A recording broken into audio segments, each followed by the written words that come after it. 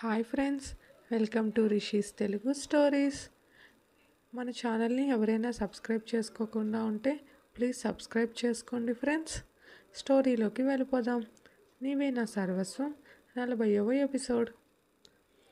Gautam phone విసిరి కొట్టడంతో ఆలోచనలలో నుంచి బయటకు వచ్చి తన పక్కన పడిన మేఘా ఫోన్ చూశాడు అజయ్. ఆ ఫోన్ చేతిలోకి తీసుకొని చిన్నగా నవ్వుతూ, ఇదేదో ట్రాప్లా ఉంది గౌతమ్, ఒకసారి దీర్కి కాల్ చేయి అన్నాడు అజయ్. గౌతమ్ దీర్కి కాల్ చేసి మాట్లాడి, తను ఇక్కడ లేడంటే అజయ్, 2 రోజులు పడుతుంది రావడానికి అన్నాడు. హో అవును, నేనే మర్చిపోయా. సరే, ఈ 2 రోజులు దానికి ఫోన్ వచ్చినప్పుడు గమనిస్తూ ఉండు. లాక్ తీస్తున్నప్పుడు చూడడానికి ట్రై చేయి గౌతమ్ అని మేఘాని చూస్తూ, నీ మాటలతో నా మనసు చాలా బాధపడింది అమ్మో. ముందు ఈ ప్రాబ్లం తీరని నీ సంగతి తరువాత చెప్తాను అని దీన్ని ముందు కిందకి తీసుకెళ్ళు. 2 రోజులు దానికి తెలియకుండా నైట్ టైమ్స్లో స్లీపింగ్ పిల్స్ వేయి అని మేఘాని వదిలాడు అజయ్.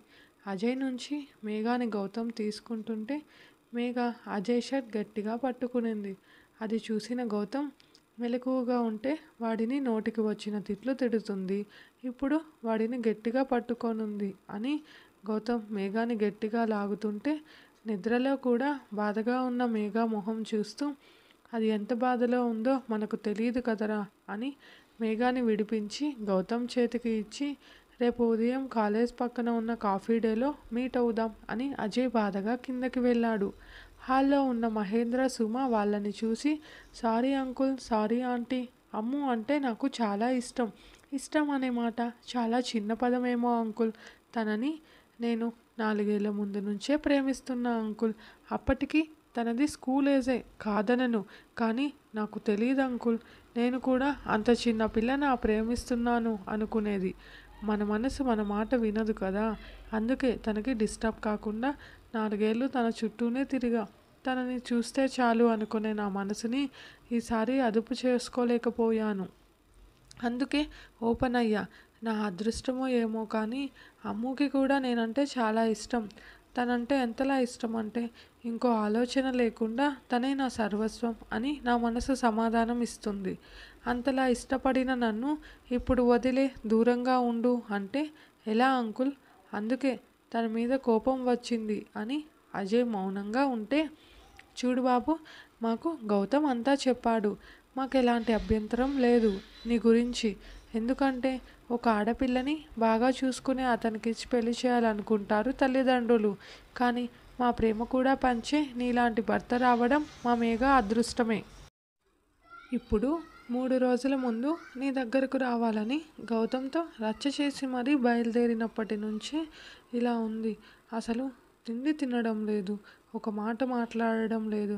ఎప్పుడూ ఆ ఫోన్ ఒకటి చేతిలో పెట్టుకొని ఉంటుంది ఏదో ధ్యాసలో అని సుమాగారు ఏడుస్తుంటే, అజయ్ సారీ ఆంటీ, నేను చూసుకుంటాను అని చెబుతుంటే, నేనైనా నా బాధని ఇలా ఏడుస్తున్నాను, బయట పెడుతున్నాను అజయ్.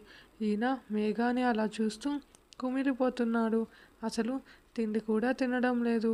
ఎప్పుడూ అల్లరిగా మాతో ఉండే కూతురు ఇప్పుడు ఇలా ఉంది అంటే అది ఆయన తట్టుకోలేకపోతున్నాడు అని సుమా చెబుతుంటే, అంకుల్, నాకు ఒక 3 రోజులు టైం ఇవ్వండి, మొత్తం నేను సెట్ చేస్తా. నా మీద నమ్మకం ఉంటే మీరు నార్మల్గా ఉండండి అని అజయ్ అనడంతో మహేంద్ర అజయ్ను హక్ చేసుకొని, థ్యాంక్స్ అజయ్, మేఘా లైఫ్లోకి వచ్చినందుకు అని మనస్ఫూర్తిగా అన్నాడు. దానికి అజయ్ చిన్నగా నవ్వి మహేంద్రని తిరిగి హక్ చేసుకొని వదిలి, అమ్మ వాళ్ళు వెయిట్ చేస్తుంటారు అంకుల్ అని చెప్పి వెళ్ళిపోయాడు. గౌతమ్ మేఘాని తన రూమ్లో వదిలి తన ఫోన్ పక్కన పెట్టి నుదుటిన ముద్దు పెట్టి వెళ్ళాడు. అజయ్ ఇంటికి వెళ్ళి రాణి నవ్వుతూ అందరినీ పలకరించి రవలి తినమంటే వద్దు అని వెళ్ళి ఆలోచనలతో బెడ్పై వాలి ఎప్పటికో నిద్రలోకి జారుకున్నాడు. ఉదయం లేచిన మేఘాకి రాత్రి జరిగింది గుర్తు రావడంతో ఫ్రెష్ అయ్యి స్పీడ్గా కిందకి వెళ్ళింది. హాల్లో ముగ్గురు ఎప్పటిలా కనిపిస్తుంటే ఇబ్బందిగా కిందకు వెళ్ళి హాల్లో కూర్చుంది. వచ్చావా, పద టిఫిన్ చేద్దాం, ఆకలిగా ఉంది అని గౌతమ్ ఎప్పటిలా మాట్లాడుతుంటే మేఘ అయోమయంగా అది అన్నయ్య జై అని చేతులు నలుపుకుంటూ ఉంది. జై ఏంటిరా, నువ్వే కదా వాడి దగ్గరకు వద్దన్నావు, ఇంకో 2-3 రోజుల్లో వచ్చేస్తాడు అని అన్నాడు గౌతమ్. మహేంద్ర సుమ గౌతమ్ని ఆశ్చర్యంగా చూస్తే గౌతమ్ వాళ్ళని చూసి కళ్ళార్పి ఆశ్చర్యంగా చూస్తున్న మేఘాని చూసి ఏమైంది మేఘ అన్నాడు.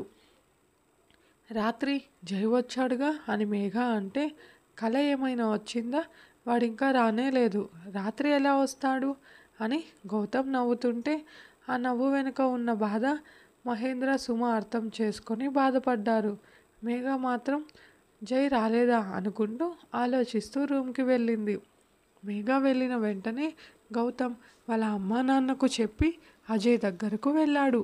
రూమ్లోకి వెళ్ళిన మేఘ జై రాలేదా, కానీ వచ్చాడు అని నా మనసు చెబుతోంది అని బాధపడుతూ ఫ్లోర్పై కూర్చొని ఏడుస్తుంటే ఫోన్ రావడంతో నెంబర్ చూసి భయపడుతూనే లిఫ్ట్ చేసింది. బంగారం, నేను అజయ్ గాడికి దూరంగా ఉండు అని చెప్తే నా మాట లెక్క చేయకుండా రాత్రి వాడిని ముద్దు పెట్టుకుంటావా అని కార్తీక్ అంటుంటే మేఘ నిజంగానే జై వచ్చాడు కదా అంది రాత్రి.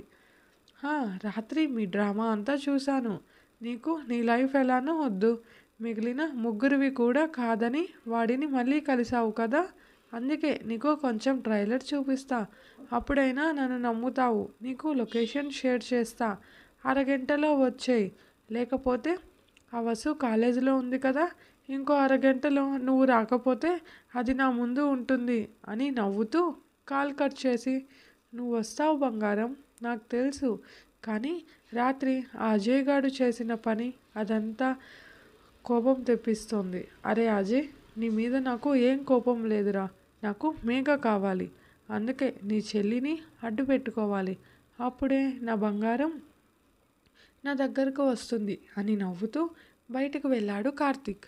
మేఘ ఏడుస్తూ, నాకు తెలుసు జై నువ్వు వచ్చావని, సారీరా, నిన్ను చాలా మాటలు అని బాధ పెట్టాను, ఇప్పుడు వాడు చెప్పింది చేయకపోతే నిధి పూజని వదినని ఏమైనా చేస్తాడన్న భయంతో నీకేం చెప్పట్లేదు, వాళ్ళ కోసం నీకు దూరంగా వెళ్ళిపోతున్నా జై అంటూ తన స్క్రీన్పై కనిపిస్తున్న అజయ్ ఫోటోకి ముద్దు పెట్టి కార్తీక్ పంపిన లొకేషన్కి బయలుదేరింది మేఘ.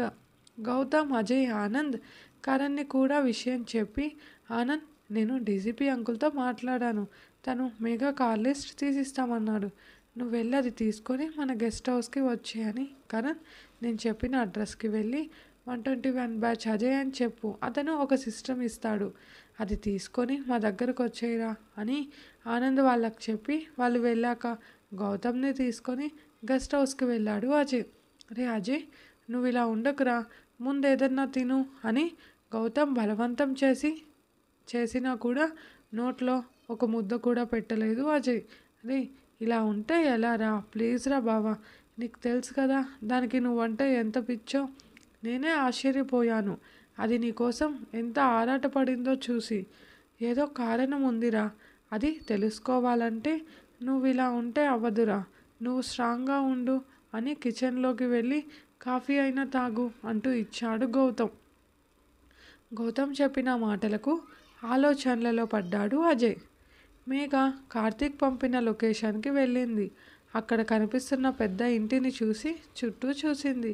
కార్తీక్ బయటకు వచ్చి, రా బంగారం, నాకు తెలుసు నువ్వు ఖచ్చితంగా వస్తావు అని అంటూ మేఘ చేయి పట్టుకుంటుంటే మేఘ దూరం జరిగి, తాకద్దు నన్ను, కేవలం నా వాళ్ళ కోసమే నువ్వు చెప్పిందల్లా చేస్తున్నా అంతే, నువ్వు తాకితే మాత్రం నన్ను నేను తగలబెట్టుకుంటా అనింది కోపంగా. కూల్ బంగారం, ఎందుకంత కోపం, సరేలే నీకు ఇష్టం లేకపోతే తాకను, పద అని లోపలికి తీసుకెళ్ళాడు కార్తీక్. లోపల ఉన్న విక్టోరియాని చూసి మేఘ కార్తీక్ని చూసింది. తనకు నేనంటే పిచ్చి, నా కోసం అందరినీ వదులుకొని నాతో రిలేషన్లో ఉంది బంగారం అంటూ రియా అని పిలిచాడు కార్తీక్.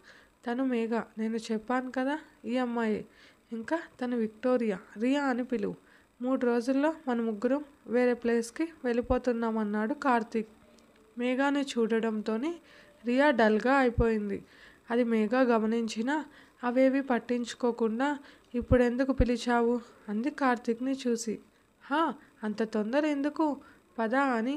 బేబీ లంచ్ చేయి, ఇప్పుడే వస్తాను అని రియాకు చెప్పి మేఘాని తీసుకొని ఒక రూమ్కి వెళ్ళి ఆ రూమ్ సీక్రెట్ డోర్ ఓపెన్ చేసి గ్రౌండ్ లోపల ఉన్న తన సీక్రెట్ ప్లేస్కి తీసుకువెళ్ళి అక్కడ కూడా డోర్ ఓపెన్ చేసి వెళ్ళు అన్నాడు నవ్వుతూ కార్తీక్. కార్తీక్ నవ్వు మేఘా గుండెల్లో భయం రప్పిస్తుంటే భయపడుతూనే లోపలికి వెళ్ళింది మేఘ. లోపల ఉన్నది చూసిన మేఘ షాక్ కొట్టినట్లు బిగుసుకుపోయింది. ఇదే ఫ్రెండ్స్ ఈరోజుటి ఎపిసోడ్. మీకు స్టోరీ నచ్చితే లైక్ చేయండి, కామెంట్ చేయండి, మన ఛానల్ని సబ్స్క్రైబ్ చేసుకోండి ఫ్రెండ్స్. Thank you.